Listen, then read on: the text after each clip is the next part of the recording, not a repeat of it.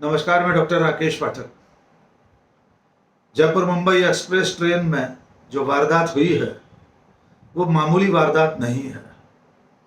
वो कोई ऐसी वारदात नहीं है कि किसी एक आदमी ने पागलपन में कुछ लोगों की हत्या कर दी हो, बल्कि ये वारदात हमारे समाज, हमारे देश की रगों में भरे गए जहर का विस्फोट है। ये ऐलान है इंसानियत के दुश्मनों के हौसले का। पूरी वारदात आप जानते ही होंगे, लेकिन एक बार फिर जान लीजिए। आरपीएफ के कुछ सिपाही और एक ASI Jaipur Mumbai express train में अपनी ड्यूटी पर तैनात थे। ट्रेन जिस वक्त महाराष्ट्र में मुंबई के पास पालपुर स्टेशन के करीब से गुजर रही थी, तब इस टुकड़ी में से सिपाही चेतन कुमार चौधरी ने अपने वरिष्ठ अधिकारी एएसआई टीकाराम मीणा की गोली मारकर हत्या कर दी। उसने पहले अपने वरिष्ठ अधिकारी की हत्या की और उसके बाद ढूंढकर, तलाश कर, शिनाख्त करके दाढ़ी और कपड़ों के आधार पर दूसरे धर्म के व्यक्ति को, यानी मुसलमान को देखकर अब्दुल कादिर नाम के एक शख्स को गोली से उड़ा दिया। उसके बाद वो पेंट्री कार में गया, वहां उसने मोहम्मद हुसैन नाम के एक व्यक्ति की हत्या कर दी। उसके बाद वो अगले कोच में गया, S6 कोच में, वहां उसने अब्दुल कई नाम के एक बेगुनाह इंसान की गोली मारकर हत्या कर दी। चंद मिनट में लोगों की शिनाख्त करके, कपड़ों और दाढ़ी के आधार पर पहचान करके, बिल्कुल निरपराध, बिल्कुल बेकसूर, बेगुनाह लोगों को आरपीएफ के सिपाही चेतन कुमार चौधरी ने गोली मारकर उनकी हत्या कर दी। सिर्फ हत्या ही नहीं की, बल्कि उसके बाद उसने एक कोच में, लहूलुहान कोच में, एक लाश के पास खड़े होकर बाकायदा ये बात कही कि अगर हिंदुस्तान में रहना है तो मोदी योगी ही, बस यही दो है। इस वाक्य के जरिए उसने बता दिया कि उसके दिलो दिमाग में किस तरह का और कौन सा जहर भरा गया है। हैरत अंगेज बात यह है कि जब ये वारदात सामने आई, उसका ऑडियो विजुअल सामने आया, जिसमें वो साफ कह रहा है कि हिंदुस्तान के मुसलमानों, अगर यहाँ रहना है तो योगी और मोदी यही दो लोग हैं। इसके बाद शुरू होता है इस तस्वीर का दूसरा पहलू। वारदात में चेतन कुमार चौधरी का नाम सामने आने के बाद जो पहला बयान आता है वो वेस्टर्न रेलवे के principal chief security commissioner PC Sinha का बयान सामने आता है। पीसी सिन्हा कहते हैं कि ये व्यक्ति सिरफिरा है, चेतन कुमार चौधरी की मेंटल हेल्थ अच्छी नहीं है, वो गुस्सैल स्वभाव का है, इसलिए उसने पहले अपने अधिकारी टीकाराम मीणा की हत्या की और उसके बाद जो सामने दिखाई दिया उसे वो मारता चला गया।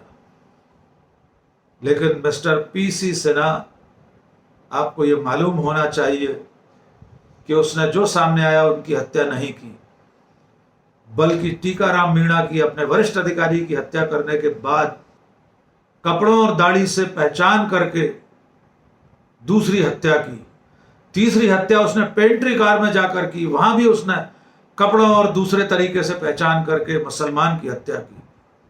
फिर वो तीसरे कोच में पहुंचता है, S6 कोच में, वहां भी वो धर्म के आधार पर हत्या करता है। इसलिए मिस्टर सिन्हा, आपका ये बयान बेबुनियाद है कि जो सामने आता गया उसे चेतन कुमार चौधरी गोली से उड़ाकर चलता बना।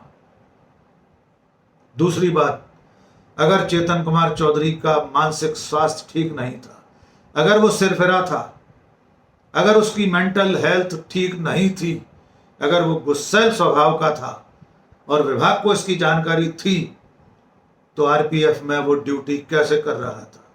उसके पास इतना संवेदनशील अति आधुनिक हथियार क्यों था? अगर विभाग इतना सब जानने के बावजूद उसे हथियार देकर ड्यूटी पर भेज रहा था, तो ये भी एक आपराधिक कृत्य है। तीसरी बात, इस वारदात के बाद मुख्यधारा के मीडिया ने क्या रोल अदा किया वो भी जान लीजिए। सारे बड़े बड़े चैनल अपने हेडर्स में, अपनी हेडलाइन में वारदात की अगली लाइन में वारदात की सूचना देने के साथ ये लाइन चलाना शुरू कर चुके थे कि चेतन कुमार चौधरी एक सिरफिरा और मानसिक रूप से अस्वस्थ व्यक्ति है। उनसे सवाल सोशल मीडिया पर पूछा गया, अगर यही वारदात चेतन कुमार चौधरी की बजाय किसी और ने की होती तो क्या अब तक चैनल उसे मानसिक रूप से अस्वस्थ, सिरफिरा, गुस्सैल बता रहे होते? बजाय इसके कुछ ही घंटों में उसका रिश्ता अल-कायदा, जैश-ए-मोहम्मद, ISI और न जाने कितने आतंकवादी संगठनों से निकाल लिया गया होता। सोशल मीडिया पर आग लग चुकी होती इसे आतंकवादी घटना और उस व्यक्ति को आतंकवादी कहने वालों का तांता लगा होता। लेकिन इस वक्त वारदात के इतने घंटों बाद भी चंद लोगों को छोड़कर बाकी कोई इसे न आतंकवादी घटना कह रहा है, न इस व्यक्ति को आतंकवादी कह रहा है। लेकिन मैं आज अपने इस पटल पर इस घटना को आतंकवादी घटना कहने के लिए विवश हूं, क्योंकि उस व्यक्ति ने चुन चुन कर हत्याएं की हैं, लोगों की पहचान करके दूसरे धर्म के लोगों को अपनी गोलियों का, अपनी राइफल का निशाना बनाया। यही नहीं, उसने हत्याएं करने के बाद खून के परनालों के बीच खड़े होकर, लाश के पास खड़े होकर ये ऐलान भी किया है कि अगर हिंदुस्तान में रहना है तो मोदी योगी कहना होगा। तो मैं उसे आतंकवादी कहता हूं, मैं उसे सिरफिरा कहने को तैयार नहीं हूं। और इस घटना को आतंकवादी घटना के रूप में ही सुरक्षा एजेंसियों को भी लेना चाहिए। जांच एजेंसियों को, सरकार को, महाराष्ट्र सरकार को, केंद्र सरकार को, सबको इसको इसी नज़रिए से देखने और इसकी पड़ताल करने की ज़रूरत है। फिर एक बार सोचिए, अगर ये हत्याएं किसी मुसलमान ने की होती तो आज आपका रवैया क्या होता।